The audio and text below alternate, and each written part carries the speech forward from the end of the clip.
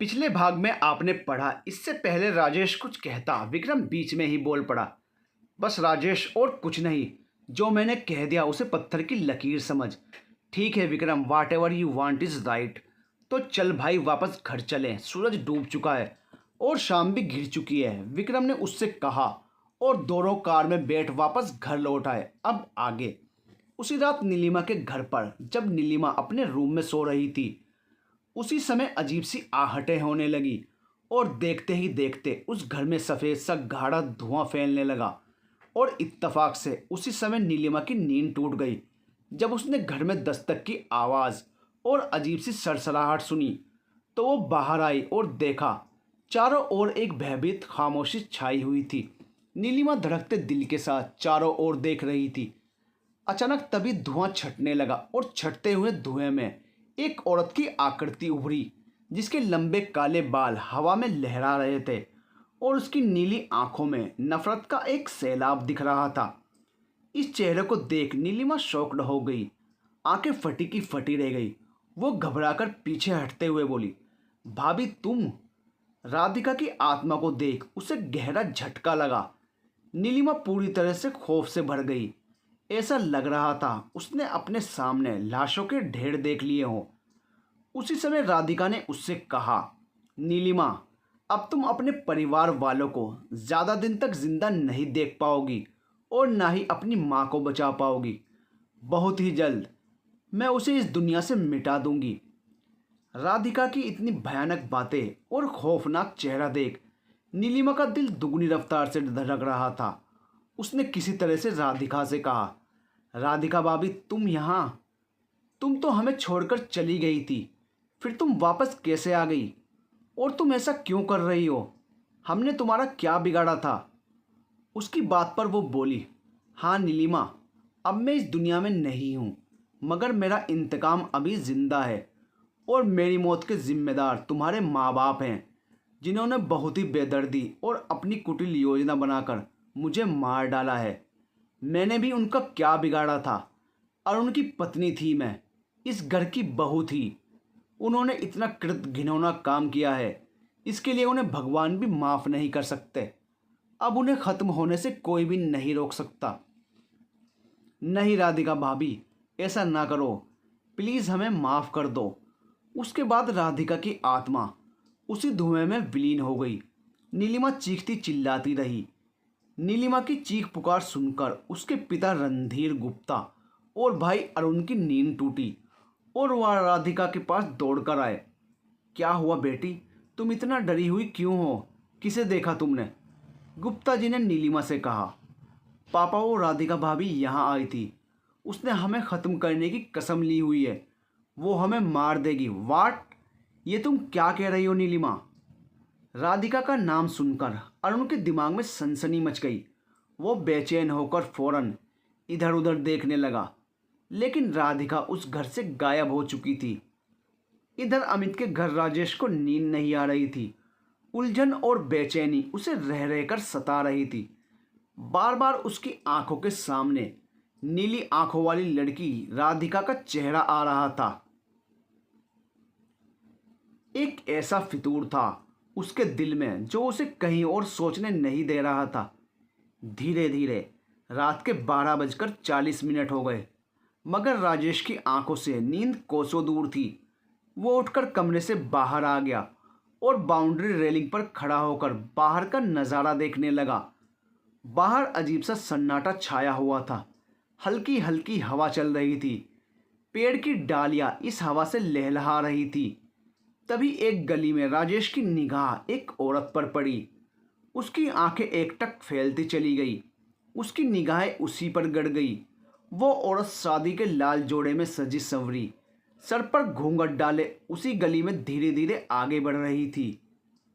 उसके चलने से पायल की आवाज़ सन्नाटे में सुनाई दे रही थी। इस औरत को देख राजेश तुरंत ही समझ गया, ये राधिका के अलावा कोई हो ही नहीं सकती। उसके बाद राजेश तुरंत ही घर से बाहर आया और उसके पीछे लग गया। थोड़ा आगे जाने पर एक चौक के पास बड़े से बरगद के पेड़ के पास उसे राधिका नजर आई। राजेश ने बगैर कुछ सोचे समझे पीछे से आवाज लगाई, रुक जाओ राधिका। आवाज को सुनकर उसके कदम ठहर गए। उसने पलटकर राजेश की तरफ देखा। ये सच में राधिका की ही आत्मा थी। आज वो दुल्हन के वेश में पूरी तरह सजी हुई थी। राधिका को सामने देख राजेश ने उससे कहा, बस राधिका, बंद कर दो अपना ये इंतकाम। मैं जानता हूँ तुम्हारी हत्या हुई थी, मगर वो हत्यारा है कौन जिसने एक बेबस नारी को जिंदा जला दिया।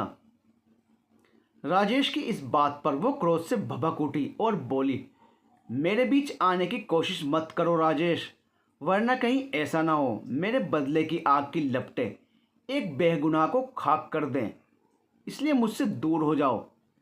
राधिका के गुस्से को देख राजेश ने उससे कहा, तुम्हारे गुस्से की अग्नि ये कह रही है, तुम्हारी और अरुण की हंसती खेलती जिंदगी में विनाश लाने वाली गुप्ता फैमिली तो नहीं। राजेश का इतना कहना था, वो तुरंत ही बोल पड़ी, हाँ वही हैं मेरी मौत और मेरी बर्बादी के जिम्मेदार।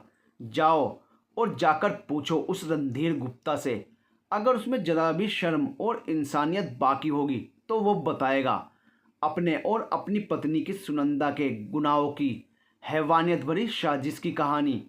इसी के साथ राधिका के शरीर से चारों ओर अग्नि फूट पड़ी और धू धू कर राधिका का संपूर्ण शरीर अग्नि में दहक उठा।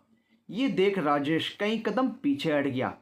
उसकी फटी हुई आंखें जलती हुई राधिका को देख रही थी, जो उस अग्नि में चुपचाप राजेश को देख रही थी।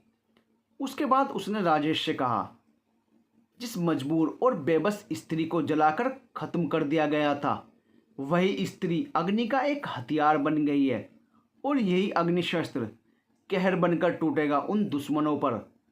इसी के साथ राधिका राजेश की आंखों के सामने उसी आग में गायब हो गई और धीरे धीरे वो अग्नि शांत पड़ गई। ऐसा अद्भुत नज़ारा देख राजेश का दिमाग साए साए कर उठा। ऐसा लग रहा था उसके दिमाग में भारी चोट हो रही हो। आंखें अभी भी उसकी चुंधिया रही थी। उसके बाद राजेश वापस घर लौटा। सुबह राजेश की नींद टूटी तो उसने घड़ी में टाइम देखा, 8 बज रहे थे। मन उसका अभी भी व्याकुल हो रहा था। कल की घटना उसके दिमाग से भुलाए नहीं भूल रही थी। उसके बाद राजेश को बुआ से मालूम हुआ विक्रम अमित के साथ खेतों की तरफ निकल गया है, जहाँ कुछ मजदूर काम में लगे हुए थे। उसके बाद राजेश तैयार होकर नाश्ता करने के बाद मंदिर की तरफ निकल गया, भगवान के दर्शन करने के लिए। जब राजेश मंदिर में ध्यान अवस्था में हाथ जोड़े खड़ा था, तभी उसके बगल में रणधीर गुप्ता जी आए और वो राजेश को देखे बगैर भगवान की आराधना में लीन हो गए। थोड़ी देर बाद जब रणधीर गुप्ता मंदिर से बाहर निकले तो राजेश को सामने खड़ा पाया। अरे राजेश, तुम यहाँ कैसे हो बेटा? अंकल, आज मैं आपसे जो सवाल करने वाला हूँ उससे शायद आपको हैरानी हो या शायद आप उसे छिपाने की कोशिश करें, लेकिन मैं पूरे कॉन्फिडेंस के साथ कह सकता हूँ उनके जवाब आपके पास हैं। गुप्ता जी राजेश की बात सुनकर आश्चर्य में पड़ गए। उन्होंने कहा, ये तुम क्या कह रहे हो राजेश? आखिर बात क्या है? ये मैं आपसे आपके बेटे अरुण की बीवी राधिका की मौत का सच जानना चाहता हूँ। राजेश ने बेधड़क रणधीर गुप्ता से कहा, ये तुम क्या कह रहे हो राजेश? राधिका की मौत कैसे हुई? हम कैसे बता सकते हैं? राधिका की मौत का रहस्य तो पुलिस भी आज तक नहीं पता कर पाई। रणधीर गुप्ता ने अंदर से घबराते हुए राजेश से कहा। राजेश के इस सवाल को सुनकर उनके अंदर नर्वसनेस बढ़ती ही जा रही थी और वह राजेश से बात को छुपाने की कोशिश कर रहे थे। अंकल, राधिका की हत्या हुई थी और जिस बेरहमी और बेदर्दी से उसे जिंदा जला दिया गया, ये एक खतरनाक साजिश के द्वारा किया गया था और मेरा दिल कह रहा है आप इस साजिश को जानते हैं। आप पवित्र मंदिर के सामने खड़े हैं। अगर आप भगवान के प्रति श्रद्धा रखते हैं तो प्लीज़ मुझे बताइए असली सच क्या है? राधिका की मौत का रहस्य क्या है? राजेश की इन बातों पर रणधीर गुप्ता की अंतरात्मा ने उन्हें सच की आवाज़ दी। उनकी आंखों से आंसू आ गए, मन व्याकुल हो गया। उन्होंने राजेश की तरफ देखा और कहा, आज मैं तुम्हें वो सच बताऊंगा जो मेरे सीने में दफन है और इसका पश्चाताप मुझे आज भी है। ये उस दिन की बात है।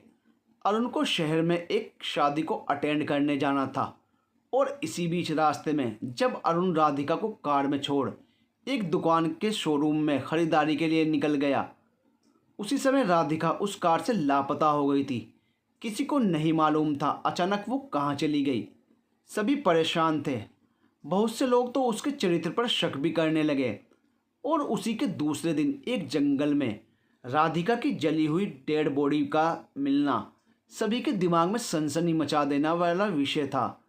राधिका की इस भयानक मौत से लोगों के दिल दहल उठे और अरुण तो जिंदा लाश हो गया। जब पोस्टमार्टम के पश्चात राधिका का अंतिम संस्कार हो गया तो उसी रात सुनंदा घर से बाहर आई और कुछ दूरी पर एक देवधान के पास बड़े से नीम के पास आकर रुकी। उसने साड़ी के पल्लू से अपना चेहरा छुपा रखा था। उसी के कुछ ही देर बाद एक शख्स अंधेरी गलियों से निकलकर छिपते छिपाते उसके पास आया और सुनंदा ने कुछ पैसे उसके हाथों में थमा दिए और उससे बोली, जितनी जल्दी हो सके ये गांव छोड़ दो। अगर किसी को मालूम हो गया ये कांड तुमने किया है तो मेरे साथ तुम भी जेल जाओगे, समझे। उसकी बात सुनकर वो वहाँ से निकल भागा। जब सुनंदा वापस लौट रही थी उसी समय में उसके सामने आ गया। अपने पति को सामने देख सुनंदा की जान हलक में अटक गई। उसने कहा, आप यहाँ पर? मैंने उससे पूछा, सुनंदा इतनी रात को तुम यहाँ क्या कर रही हो?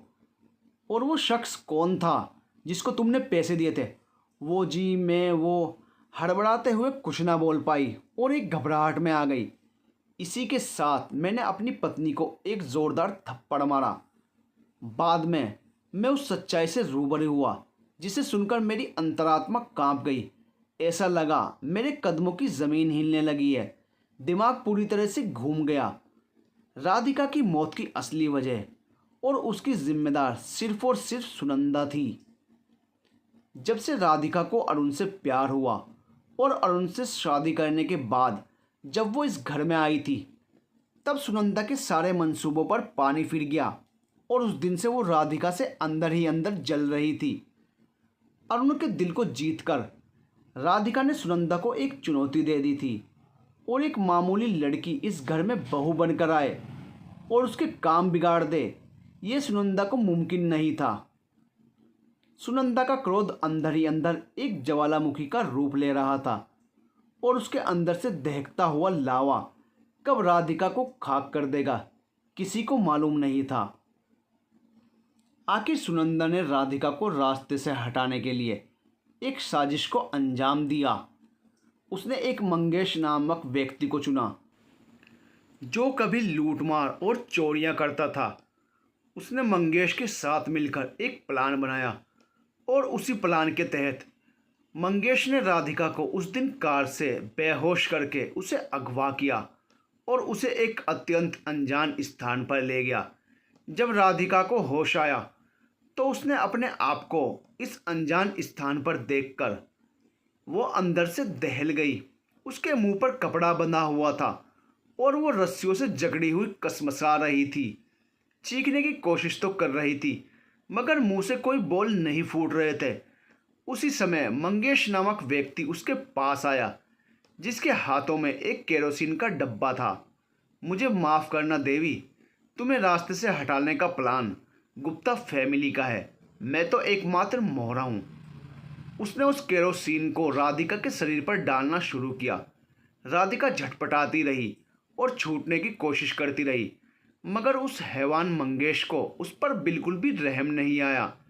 कुछ देर के बाद उसने उस केरोसिन के डब्बे को अलग फेंक दिया और माचिस निकालकर राधिका को जिंदा जला दिया। आग की तेज लपटें उठी। राधिका का शरीर जल उठा। राधिका उस आग में तड़प तड़प कर जलकर मर गई। उसके बाद उस मंगेश ने राधिका की जली हुई बॉडी को एक बोरे में डालकर किसी बीहड़ घने जंगल में डाल दिया। राधिका की इतनी दर्दनाक मौत की कहानी से मैं गुप्ता शॉक्ड हो गया था। दिमाग साए साए कर रहा था।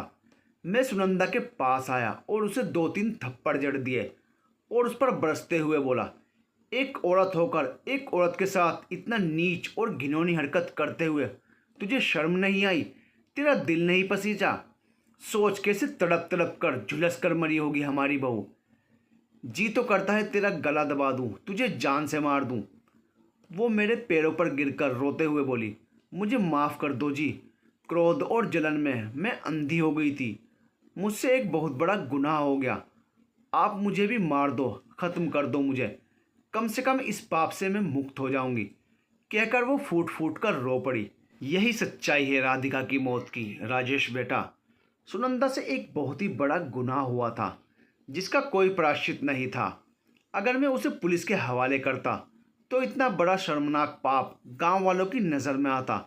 इससे मेरी बेटी की भी जिंदगी तबाह हो जाती। लोग उसे हिकारत की नज़र से देखते। उस दिन मैं अपने परिवार के प्रति स्वार्थी हो गया था और उस गुनाह को छुपा दिया जिसे मुझे नहीं करना चाहिए था। सुनंदा सजा की हकदार थी, लेकिन मेरा दिल उसके प्रति पिघल गया था। राधिका की मौत की रहस्यमयी कहानी को रणधीर गुप्ता ने इस तरह से राजेश के सामने बयां किया, जिसे सुन राजेश की आंखें भर आई, मन पूरी तरह से भर आया। उन्होंने रणधीर गुप्ता की तरफ देखा। आज उन्हें गहरा सुकून मिला था। सच को सामने लाकर उन्होंने अपना मन हल्का कर लिया। तब राजेश ने उनसे कहा, अपनी औलाद से बढ़कर एक विवश नारी की मौत का सच सामने लाना और उसके साथ इंसाफ करना सबसे बड़ा धर्म होता है। मगर आपने इस गुनाह को छिपाकर अपने आप को भी पाप का भागीदार बना लिया है। मैं मानता हूँ राजेश, मैंने सुनंदा के गुनाह को छिपाकर बहुत बड़ी गलती की है। ये उसी का परिणाम है। भगवान हमें इसकी सज़ा दे रहा है। मैं आज ही पुलिस के सामने इस गुनाह को कबूल करूँगा और फिर जो कानून करेगा वो मुझे मंजूर है। रणधीर गुप्ता की इस बात पर राजेश ने कहा, लेकिन इससे पहले हमें राधिका की आत्मा से मुक्ति पानी होगी। वो इंतकाम की आग में जल रही है और आप लोगों के लिए मुसीबत बनी हुई है। राजेश ने जब आत्मा के विषय में बात को सामने लाई तो रणधीर जी को एक झटका लगा। उन्होंने कहा, राधिका की आत्मा? ये तुम क्या कह रहे हो राजेश? आज के ज़माने में भी तुम जैसे पढ़े लिखे नौजवान ऐसी बातें करते हैं? मैं भी इस बात को कभी नहीं मानता, लेकिन जब से मैं इस गांव में आया हूँ, किसी न किसी मोड़ पर वो मुझसे टकरा रही है और मैंने उसे अपनी आंखों के सामने देखा है और मेरे ज़रिए वो ये साबित करना चाहती है। उसकी दर्दनाक और असमय मौत के बाद वो एक तूफान बनकर आप लोगों की ज़िंदगी में वापस आ गई है। राजेश की बात पर रणधीर गुप्ता ने कहा, इसका मतलब मेरी बेटी नीलिमा सच कह रही थी। उस रात घर पर उसने भी राधिका को देखा था। इधर हॉस्पिटल में अचानक ही सुनंदा की आंख खुली और वो तपाक से उठ बैठी। उसने अपनी नज़रें चारों ओर दौड़ाई। उसकी आंखें लाल सुर्ख थी और उन आंखों में एक जुनून था। साथ में चेहरे पर एक नफरत झलक रही थी। वो बेड से उठी और खिड़की की तरफ चल दी। उसी समय एक नर्स उस रूम में आई और उसने देखा। वो बोल पड़ी, कहाँ जा रही हो तुम? रुको, तुम्हारी हालत अभी ठीक नहीं है, तुम ज़्यादा चल नहीं सकती। सुनंदा ने उस नर्स की बात सुने बगैर उसे एक धक्का दिया और वो नर्स एक मेज से जा टकराई। इसी के साथ सुनंदा ने खिड़की से छलांग लगा दी, जिसे देख वो नर्स भय से चीख पड़ी, नहीं। हॉस्पिटल के तीसरे फ्लोर से लहराते हुए सुनंदा के शरीर से राधिका की आत्मा बाहर निकल आई और सुनंदा ज़मीन से जा टकराई। सुनंदा के ज़मीन से टकराते ही वहाँ उपस्थित लोगों में अफरा तफरी मच गई। लोग उसकी तरफ दौड़े आए और हॉस्पिटल में एक खलबली सी मच गई। तब तक सुनंदा ने अपने प्राण त्याग दिए थे। सुनंदा की मौत से किसी के सीने में दहक रही अग्नि शांत हो गई थी। उसकी नीली आंखें मर्द सुनंदा के देह को देख रही थी। सुनंदा की मौत से गुप्ता फैमिली में हाहाकार मच गया, रोना धोना मच गया। रणधीर गुप्ता अपनी पत्नी की मौत से काफ़ी दुखी और आहत हुए। सबसे ज़्यादा बुरा हाल नीलिमा का था। अपनी माँ की मौत से वो काफ़ी रो रही थी। सुनंदा की अंतिम क्रिया के बाद एक बार फिर राजेश, अमित, विक्रम, रणधीर गुप्ता सभी लोग इकट्ठे हुए और राधिका की आत्मा के विषय में गहराई से बातचीत कर रहे थे। इसी बीच राजेश एक गहरी सोच में डूब गया। तभी विक्रम ने उससे कहा, क्या सोच रहे हो राजेश? आखिर कैसे छुटकारा पाया जाए इस आत्मा से। अभी राजेश कुछ कहता, अमित बीच में ही बोल पड़ा। इस अनोखी समस्या का निवारण मेरे पास है, जो हमें इस अनोखी विपदा से निजात दिला सकता है। सभी अमित की तरफ देखने लगे। तब अमित ने कहा, इस गांव से 40 किलोमीटर दूर एक पहाड़ी टीले के पास एक पहुंचे हुए बाबा का निवास स्थल है। वो बाबा रूहानी शक्तियों को कैद करने की सिद्धियां जानते हैं। उनके हाथ में काफ़ी शिफा है। रूहानी शक्तियों से परेशान व्यक्तियों की उन्होंने मदद की है। अगर हम उनके पास जाकर अपनी समस्या बताएं तो वो हमारी मदद ज़रूर करेंगे। नॉनसेंस अमित, इन बाबाओं के चक्कर में हम अपना टाइम वेस्ट करेंगे? ऐसा कुछ नहीं होता यार। वैसे ये ढोंगी बाबा बहुत हो गए हैं हमारे देश में, विक्रम ने सभी से कहा। लेकिन विक्रम, ट्राई करने में क्या हर्ज है? आखिर हम कर भी क्या सकते हैं? सिर्फ हाथ पे हाथ रखकर सोचने से कुछ नहीं होगा। कोई ना कोई कदम तो उठाना ही होगा। अमित ने अपनी बात सबके सामने रखी, जिसे सुन रणधीर गुप्ता ने कहा, यू आर राइट अमित, हम तुम्हारी बात से सहमत हैं। क्यों राजेश, तुम क्या कहते हो? अमित शायद ठीक ही कह रहा है। आखिर कोशिश करने में क्या हर्ज है? अगर अमित इतने विश्वास के साथ कह रहा है तो हमें इस प्रॉब्लम से छुटकारा भी मिल जाएगा और इस तरह से राधिका को मुक्ति भी मिल जाएगी, राजेश ने सभी से कहा। और उसके बाद शाम के वक्त सभी लोग उस बाबा से मिलने अचलपुर गांव से निकल पड़े। कार दुगनी रफ्तार से भागी जा रही थी। रणधीर गुप्ता के साथ राजेश, विक्रम और अमित भी थे। अंधेरा धीरे धीरे घिर रहा था। रात होने वाली थी। आसमान में अजीब सी लालिमा थी। ऐसा लग रहा था एक पहले आने वाली हो। उसी समय अचानक ही विक्रम ने अजीब सी भारी आवाज़ में गुर्राते हुए कहा, राजेश, कार को यहीं रोक। उसकी बात सुनकर उसके बगल में बैठे हुए अमित ने उससे कहा, विक्रम, अभी हमारी मंजिल नहीं आई है। अभी तो 20-25 किलोमीटर और चलना है।